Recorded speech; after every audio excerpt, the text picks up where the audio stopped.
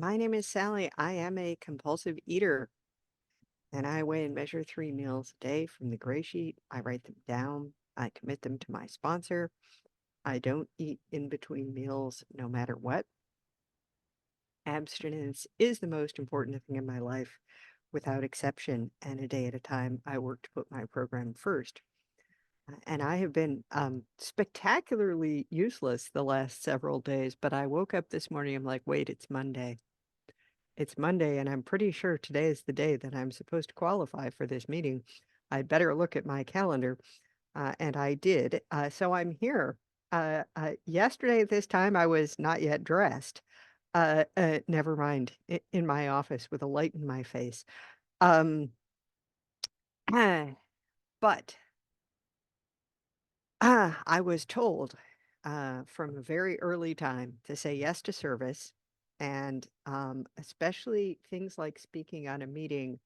I need to hear my story. I hope I say something that's helpful to other people, but I need to share my story because the disease is doing push-ups in the next room, and one of the lies that it wants to tell me is that I'm cured and I don't need to go to meetings or I don't need to weigh and measure or I don't need, whatever it is. The disease is just trying to find a little wedge.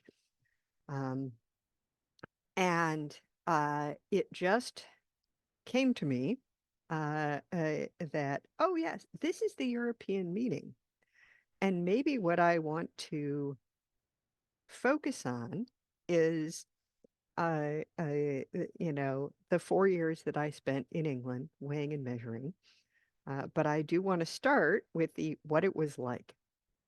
Uh, I was blessed to come into this program at a very young age. Um Zoom is better than Photoshop. I'm 56, in case you were wondering if I got abstinent when I was 3. But I was 23 years old. I was smart, ambitious, successful, unbelievably privileged, um, and, uh, uh, I was in graduate school, and I had plans for the world. Most of my life since has been, an illustration of the saying that if you wanna make God laugh, tell him your plans. Um, but the thing was, nothing was working. I mean, this is a progressive disease. I come by it honestly. Everyone in my family, is or was a compulsive eater, an alcoholic, a drug addict, or some combination of the above. And I never had a normal relationship with food, but denial is my superpower. And so even though, I stopped getting taller at 13 or 14, but I kept needing larger sizes of clothes every year. I was a bit overweight and then I was a bit more overweight. And then I was, and I kept kidding myself that there was nothing I needed to do or nothing that, I was not fat, I was voluptuous. And I did not get as far as Rubenesque because thank God my disease took off in a way that um, where the physical effects were starting to add up, but the emotional and the spiritual effects were absolutely devastating. And, um, I was a people pleaser, and I had had some experience in 12-step programs for children of alcoholics in Al-Anon because, um, my mother, who is a rageaholic as well as somebody who's used alcohol and drugs, I moved out of her house when I was 15 and in with my father.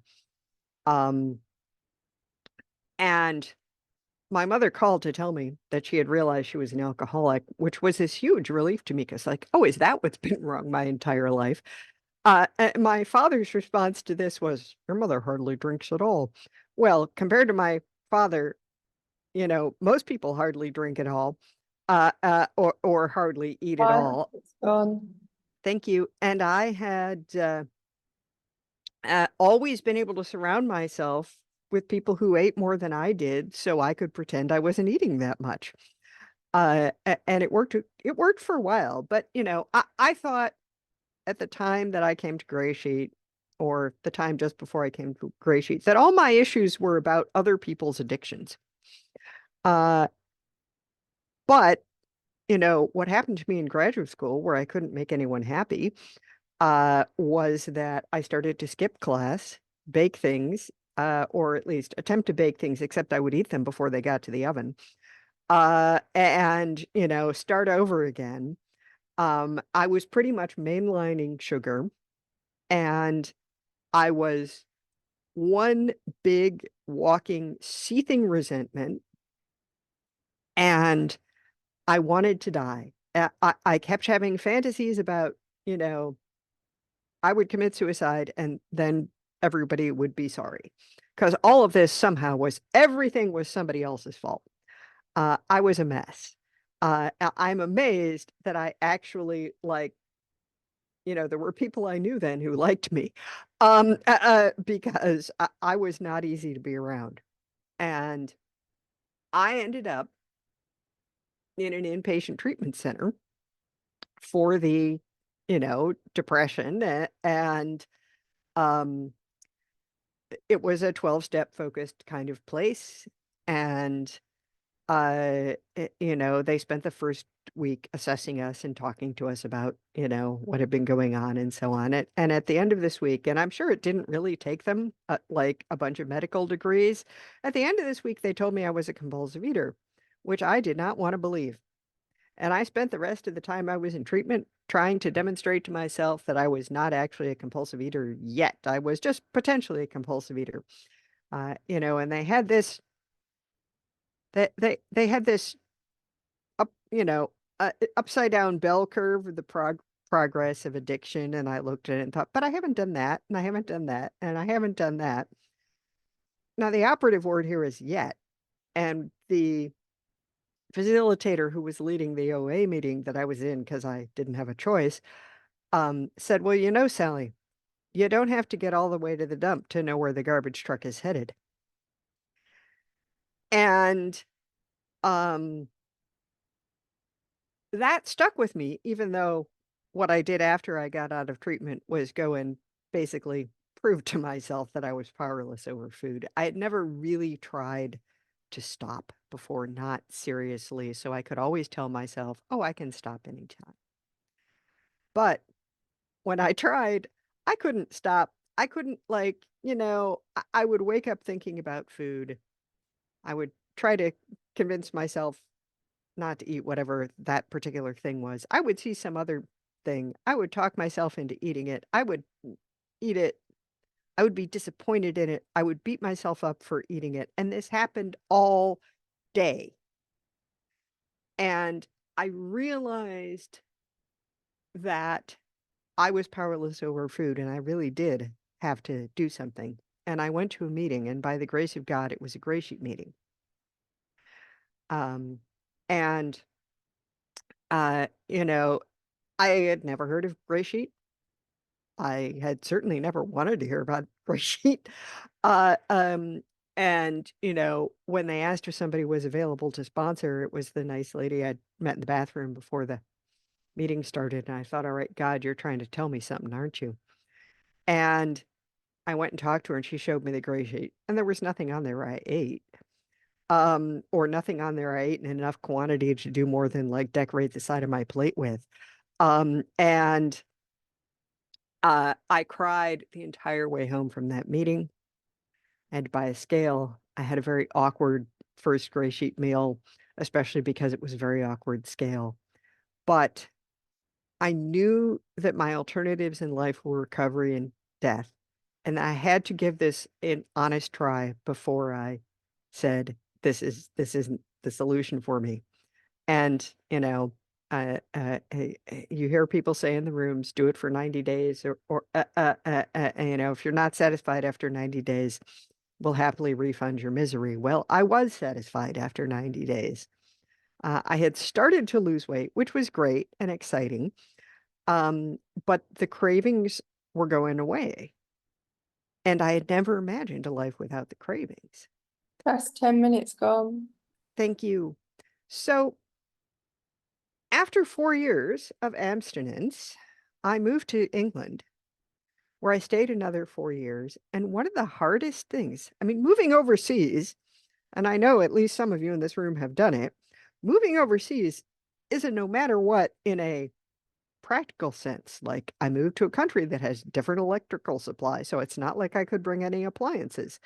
Um, and I and moving anywhere, you have to like figure out where to buy food and how to do things just in a purely logistical way. Also, I was 2.5 hours away from the closest meeting by train, and this was 1994. So, the internet existed, and I was geeky and one of the few people who used it. But we're talking dial-up internet, all right, over the phone that you had to pay for by the minute for local calls, which is unheard of in America. I was shocked at how expensive it is to have a telephone in the UK, even even if you are only making local phone calls, and never mind attempting to phone elsewhere. I mean, I had a sponsor who was phoning me from Germany, and I don't know how she paid for it, but and I was emailing my sponsor back in Michigan. And the GreyNet had just started as a hand-curated list of people's emails for the like 12 people on GreySheet who had email. And phone meetings started sometime after I moved, but it was super expensive to try to call one, and they were all at really funny times of the day for me in Europe. I mean, right now it is the crack of noon for me. And uh, so I didn't get to a lot of meetings. I listened to tapes. I did reach out to people. I did sponsor people, but I didn't realize how much it meant to not be going to meetings regularly until I came back to America and started going to meetings regularly. We had to create a meeting, which somebody in this room helped with. And Um, but I loved living in Europe. I mean, I loved living in the UK. I loved England. It was just like in my bones. I met my now husband, who is from Holland. Um, we had a 16-year long distance relationship. And then we got married. That was a no matter what, too. But coming back to the US was heartbreaking for me. And I copped another big bunch of resentments then, but like I swear it was the day after, maybe 2 days after I moved to the US. Um, I got a phone call from a gray sheeter who needed a sponsor. And once again, it was like, God, you are trying to tell me something. Um, and although, I mean, I have not been back to Britain, and it's partly because of money, and it's partly because it would hurt too much. Um, but there are things I have been able to do here in terms of my program that I couldn't have done there at that time, and I trust that, that my higher power had a reason. I don't necessarily know what the reason is. I may never know what the reason is, but I am abstinent. It strengthened my abstinence. We were able to create a community here because there was more than just me. And California is an amazing place to be if you're a gray shooter because the food, the produce is amazing. And, it, you know, there have been a lot of very good things. Um, And there have been a number of very hard things because that's what human life is. And there are days when I can't do much except weigh and measure. You know, my wild ambitions did not come to pass, but a lot of good things have come about in my life. And I can wear my clothes until they wear out. And I'm not face down in the food, hating myself, wanting to die. First time. So, I am really glad to have been asked to speak here, because it made me show up here. And I love my food, and I am so grateful all of you are here on this road with me. Thank you.